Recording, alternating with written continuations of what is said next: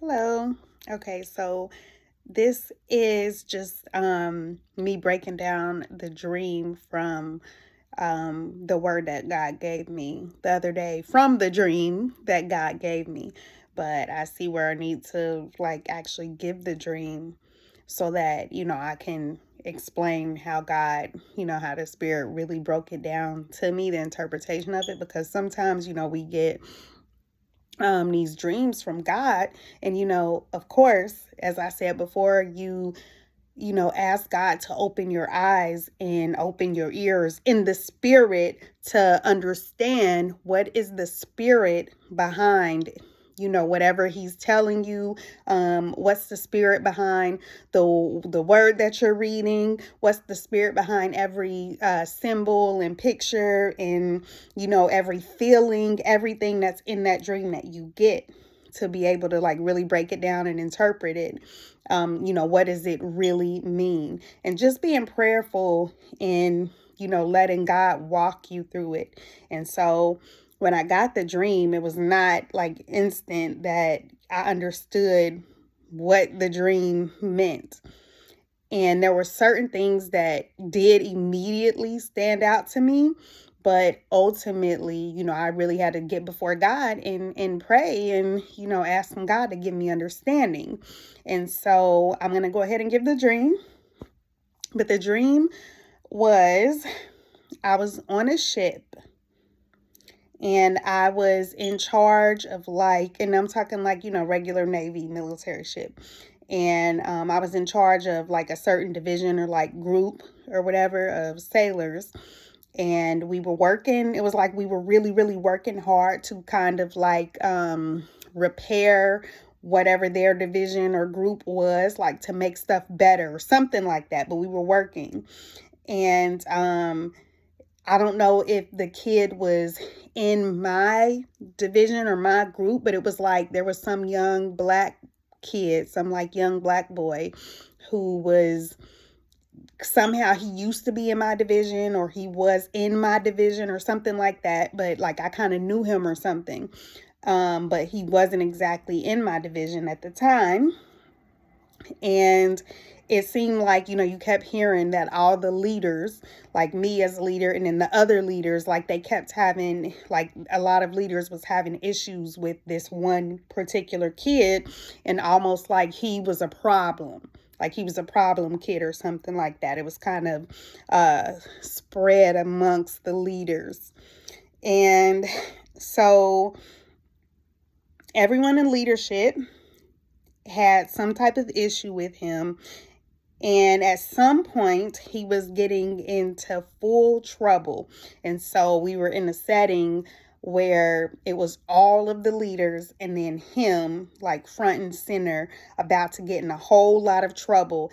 And it was like he was just dismissive and angry and kind of like disrespectful throughout the process of him, being about to get in trouble. And then he started getting really concerned when it was time for sentencing. And I was kind of like sitting on the ledge of like the chair or something like that of the person who was kind of in charge. But that wasn't the overall person in charge of like the sentencing and everything. And it was just like a shift in like from him being dismissive and angry or whatever to like a fear, like he was terrified at whatever the sentencing was. And it was like I could kind of pick up on and discern in that moment like something was wrong. Like the sentencing wasn't like fair, it was something really harsh and they were going to do something really bad that wasn't right. That it was like that kind of feeling. And so as that happened, somehow he like took off and like, broke free from everybody and took off running and just like jumped overboard into the water. And it was almost like a sense of he would rather, take his chances jumping overboard and fleeing into the ocean, the open ocean. We were underway totally. But he would rather take his chances with that than whatever they were going to try to do. It was that bad and that wrong. And so like the security or whatever, like people, they all kind of went after him and everybody's looking, and me and like the girl who was kind of like over me and overall in charge, we went out there too, and we were looking, and she was concerned kind of like I was, but for me it was extreme, and I was so extremely concerned about this kid, and I began to get angry, and I was devastated, and we were watching and, hoping that, he would be safe. But he ended up like getting kind of like drawn back into like a propeller or something like that. And kind of, he was just gone, like he had died or something. And I was just devastated and passionately angry. And it was just like such a strong feeling of devastation and passion and anger for what had just happened and what was wrong with all of them at what they were going to do. And I jumped into the water. It was like I jumped in hoping or trying to see something in some kind of way, like if I could help or save or something like that. But when I went in or whatever, it was like I was on either like a sub. It was really weird. Like I was laid out like on top of a submarine or something like that, or a barge or something, but it was directly like connected to the ship. And so it was still connected to the ship. I was totally still safe. I was fine. But I was devastated and angry, and I had all this passion, and I was still there. And it was like I wasn't being taken out or taken away from the ship, but I was so angry and passionately angry, I righteous indignation, basically. And so then all of a sudden I was back on the ship. But when I was back on the ship, I'm like going all throughout that entire ship, and I'm, telling all of the sailors and letting them know, like, you don't have to give in. Don't give in to, the system. Don't give your mind over to this system. It was like encouraging and warning them, like, hey, this is corrupt, this is bad, this is wrong, don't give into it, keep your mind. It was something like keeping their minds and keeping, their own thoughts. And so I'm going all over the place throughout to all of the, different sailors and everything, like warning and encouraging them, like, y'all need to keep your minds. This is what's really going on. They're doing bad stuff. They're corrupt. Y'all need to keep your minds. And then there was one point, and this was like coming to the end of the dream, and I went into like the female, what's called like a berthing, with the female living spaces. And there was a couple, 2 or 3 girls in there, and they had the face of my little cousin. And I'm old. My little cousin is old. I just still call it my little cousin. But they had the face of my little cousin. And this little cousin, we had a kind of like a sharp disagreement, but kind of like a breaking before within our family or whatever. And I have not talked to this cousin, although I still love her very much. And I just knew that, I needed to kind of cut ties for a certain period of time. And I don't know, maybe, at some point, I still pray for her, and maybe at some point it will come a time for us to be able to have some type of relationship again. But they had the face of her. And so I was warning them, like, but it wasn't lost on me that it was her face, like almost like, ooh, like if I don't want to tell you or not, like the fact that I'm even talking to you. And so that was the end of the dream. Now, so this was when God started giving me the breakdown in the understanding and interpretation. So remember, with dreams, sometimes in dreams, things will be exactly what they were. Sometimes they're not. Case in point, my little cousin, her face, God showed me, like, it's not my little cousin, right? It is more so what my little cousin represented, and what she represented in this particular dream is just like a person or anyone where there is a rift or like a cutting ties with, a betrayal, something like that, someone that that has betrayed me, or that, and not saying that she necessarily did, but that's what it represented in the dream, someone not being on good terms with, or someone that I don't like, something like that. And so that's like in, one of those examples where it's not exactly as it, as it is in the dream, but what does it represent? What does it symbolize? But so things are not always exactly what they show. But what is the spirit? Remember, spirit is truth. Spirit is reality. So you have to find the truth, the reality behind whatever it is that God is showing you or speaking to you. And so in the dream, I'm on the ship. I'm in the Navy. Like, I'm talking real life, right? I'm in the Navy. And we deploy on ships and stuff, right? And so not just so much the ship, but he started letting me see the ship just totally representing the entire system of the Navy system as a whole, the organization of the United States Navy. And so being on that ship and just kind of like, working, with a division or with a group, being over people and leading people, you're leading, right? You're in a certain leadership role, and just sitting in that environment with the other leaders, the people that were leaders over, the sailors. And so being in that system in a certain position or a certain, level of authority, that's what God is showing me. So being in that organization, being in a system in the Navy, and being in a certain position of authority. And, for my rank, my pay grade or whatever, I'm an E7. And even as an E6, right, it's, a certain level of authority, nothing major. They all act like they're gods, but that's neither here or there. But yeah, so being in a certain like level of authority, or having like a certain level of responsibility over others, right?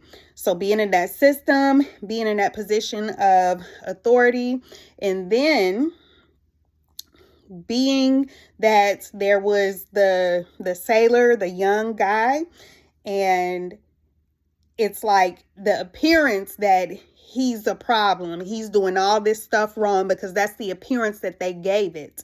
But as it turned out, it was really something wrong within the leadership in that system. And they were the ones who were wrong. And that's why he had those feelings, that demeanor, the attitude towards them. And he knew just how bad it was. But because it wasn't only me, it was the other, person over me. We saw it too, but right at like the last minute when they were about to do their worst. And it was so extremely corrupt and bad that he was willing to take that major risk to jump off instead of deal with whatever harsh, unjust, unfair, punishment or sentence they were going to give him. And so then, so it's the corruption within the system that I am a part of, a system that I am one of the leaders in. I got to see that, right? So then me, after whatever happens to him, me jumping in the water and everything, but I was still attached. And so it's like I threw myself out of the system. I'm out of the system now, and I'm not working with the system. I'm still in the system. I'm still attached to the system, still a part of that system. But to call out, to, bring truth, to bring clarity, to challenge the unjust ways, the injustice, to challenge the corruption, the abuse within that system, and to be able to, bring change, because I went back. I didn't get to just get out of the system and stay out and, go away when I got into the water. But I went back to warn. I went back to, basically, help save, to minister, to speak to encourage, to, make sure what happened before would not happen again to others. And not only others that, just the people that I liked, or, the people I was on good terms with, but even to those that I had issues with, those that I didn't like, those that don't like me, those that have betrayed me, whatever it is. So it's for everyone. And there was one thing that I didn't mention yet. So the overall feeling, there was this overarching feeling that I had throughout the entire dream. At the beginning, it was the dream, the feeling of just like that righteous indignation and passion for people not to go through what that other kid had went through, for people not to be hurt, to be harmed. But towards the end, it was this feeling almost like, am I taking it too far? A feeling of, I just want everybody to know that I knew that kid. I will need everybody to know that I'm warning y'all. I knew. It was me who is warning y'all. And it's me who knew that kid and wanted to make sure he was okay. And that was at the very end. And so throughout all of that, that's how God started kind of revealing it to me. Because I was really lost when he first gave me the dream. Like, okay, God, what is this? But as he started piecing it together and paying attention to the things that pointed out the most, and the biggest thing was that feeling of righteous indignation and passion at the injustice and what was wrong, and then how it almost got perverted towards the end of just, is it about me? And so then he started unveiling the rest of it, like, okay, we are in the systems, right? Whatever system, whatever organization you might be in, whatever work that he's called you to, you are in it to do his work. You are in it to call out what's not right. You are in it to fix or repair what's not right. You are in it to make it aligned to God's will. Or if it's a system that is going to go away or be destroyed, you are there to tear it down, to bring it apart. So whatever that system or organization or whatever assignment, whatever it is that you're called to, that righteous indignation, that passion, right, to speak or to move, to work, whatever your assignment, to tear it down, whatever way that God has you do that, that's what you're there to do. And you have to be focused on that part. And even though you're going to still be in that system because you're working in that system to accomplish God's purpose, you are not a part of that system. You are in it, but you are not of it. Just as we are in this world, but we are not of this world. And so you have to, remember that and keep that straight. The only reason he sent me back on that boat, I wasn't there trying to be a part of the leadership anymore. I wasn't there to just continue the same type of work that I was doing beforehand. I was there back to prevent what had already happened from happening again. I was there to make wrongs right, to bring correction, to bring truth. And so while doing that assignment, right inside of that system, while doing that work, there was the passion, the righteous indignation, the desire for people to be saved, the desire for people to not have the same fate. But then it slowly turned to the desire for, self-glorification. And that's the warning. We have to stay focused. If we have began the work that he's called, we cannot drift off into self-glorification at all. God's mission is salvation, not worldly validation, not worldly glorification. And so throughout, that whole dream, he showed me if I couldn't speak and call out to and warn to and try to also bring good to those who betrayed me, to those I didn't like, to those that I had odds with, then I wasn't doing it for God's purpose anymore. It had then become another way for it to be self-glorification, because God's heart is the people, all people. And just as he forgave me, just as he gave me another chance, just as he forgave you and gave you another chance, you have enemies. Whether they've set themselves against you or you've had odds with them, God still has a heart for them. And so you might be called to speak to them. You might be called to serve them. And so we have to be so focused and in tune with the Spirit of God in his heart for his people, for the work that he's called us to, that we do not look unto ourselves and our own benefit and self-ambition and ruin the work that he's called us to. And so just know that dream and just the overall interpretation, just him bringing all of the different truths to light to me, ask God to open your eyes, whatever he's spoken to you, especially about your assignment. But know that you were called for this purpose and you were assigned for this purpose.